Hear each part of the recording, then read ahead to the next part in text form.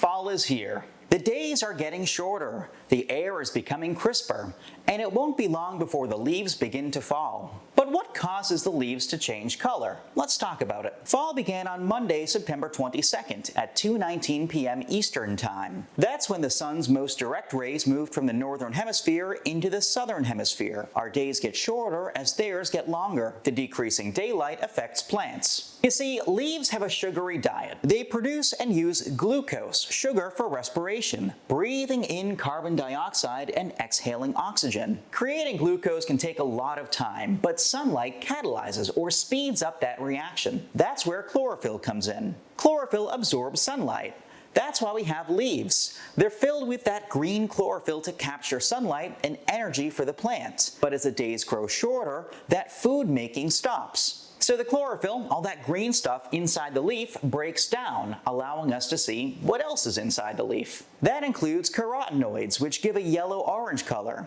Anthocyanin can give occasional reds too. Our friends at explorefall.com keep track of the phenology, or the natural progression of annual cycles like fall color. Here's their map of where the leaves are changing right now. The Rockies, the Sierra Nevada, northern tier, and the northern New England states are already nearing peak. They expect some serious southward progression of the colors in the coming weeks. You can go online to explorefall.com to get predictions for your specific area. Now, there is some concern about drought in the Intermountain West and especially the Rockies.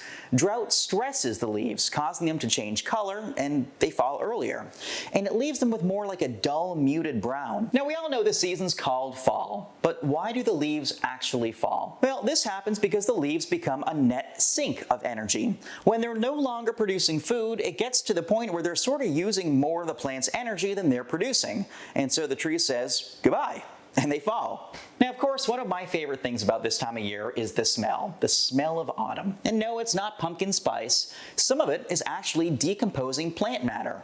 Some comes from terpenes and isoprenoids, compounds from the oils that coat some of the plants. Then we have pinene, one specific type of terpene that's found inside the sap-like resin of conifers and pine trees. Now, obviously, conifers are evergreen, just like pine trees. So they're not affected by the changing seasons. So why do we smell them? Well, remember, in the fall, our winds become more northerly, and we've got a lot of pine trees to the north. So we're basically smelling Canada's pines. And lastly, remember all those dying leaves? They release VOCs, or volatile organic compounds. Those VOCs interact with variants of nitrous oxide roaming around in the atmosphere. And that produces ozone, O3, which smells kind of clean, like the exhaust of a dryer vent. The more you know.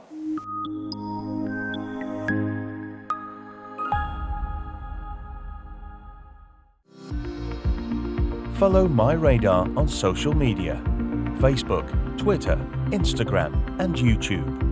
Download MyRadar on iOS, Android, Amazon Alexa, and Windows.